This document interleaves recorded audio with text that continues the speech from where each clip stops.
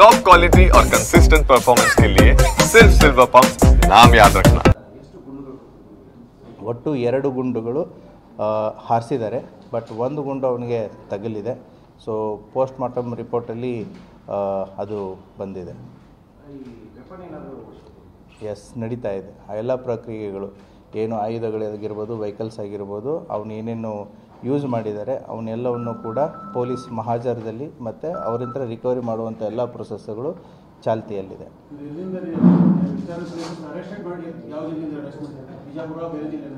ಇಲ್ಲ, ನಮ್ಮ ಬಿಜಾಪುರ ಜಿಲ್ಲೆಯಲ್ಲೇ ಅವ್ರನ್ನ ಅರೆಸ್ಟ್ ಮಾಡಿದೆ. ಅದು ಕರೆಂಟು ತೆಗೆಯೋದು ಬಾಗಪ್ಪ ಹರಿಜನನ ಒಂದು ಹಾಬಿ.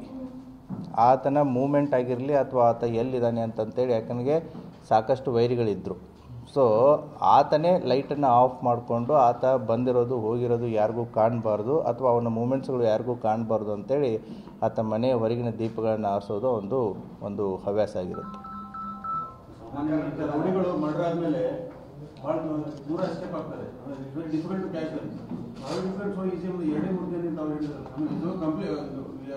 ಪೊಲೀಸರ ಭಯ ಅಷ್ಟಿದೆ.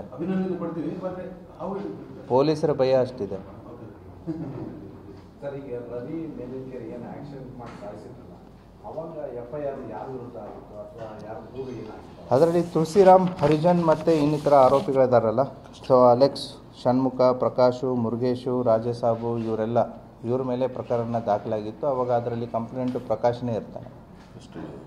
So they are already in police judicial ಕಸ್ಟಡಿಯಲ್ಲಿ. ಆ ಕೇಸು ಚಾರ್ಜ್ ಶೀಟು ಆಗಿದೆ. ಯಾವ ಕೇಸಲ್ಲಿ ಇಲ್ಲ, ಇನ್ನೂ ನಮ್ಮ ಹತ್ರ ಇದ್ದಾರೆ. ಸೊ ತನಿಖೆ ನಡೀತಾ ಇದೆ. ಇವತ್ತು ಅವ್ರನ್ನ ಕೋರ್ಟಿಗೆ ಪ್ರೊಡ್ಯೂಸ್ ಮಾಡ್ತಾ ಇದ್ದಾರೆ. ಡೆಫಿನೆಟ್ಲಿ 4 ಜನ ಇವಾಗ ಟೋಟಲ್. ಎಸ್, 4 ಇನ್ನೂ ಕೂಡ ತನಿಖೆ ಮಾಡ್ತಾ ಇದ್ದಾರೆ.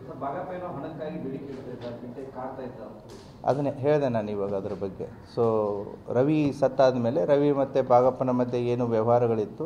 ಸೊ ಬಾಗಪ್ಪನ ಹೆಸರಲ್ಲಿ ರವಿ ಸಾಕಷ್ಟು ದುಡ್ಡು ಆಸ್ತಿ ಮಾಡಿದ್ದಾನೆ ಅಂತಂತೇಳಿ ಬಾಗಪ್ಪ ಈ ಪ್ರಕಾಶ್ಗೆ ಅಲಿಯಾಸ್ ಪಿಂಟೋ ಏನಿದ್ದಾನೆ ಅವನಿಗೆ ತೊಂದರೆ ಕೊಡ್ತಾ ಇದ್ದ. ಸೊ ಮನೆ ಆಗಿರ್ಬೋದು, ಕಾರ್ ಆಗಿರ್ಬೋದು, ದುಡ್ಡು ಆಗಿರ್ಬೋದು, ಏನು ಮಾಡಿದ್ದಾನೆ ಅದನ್ನೆಲ್ಲ ನನ್ನ ಹೆಸರಿಗೆ ಮಾಡಿ ಅಂತಂತೇಳಿ.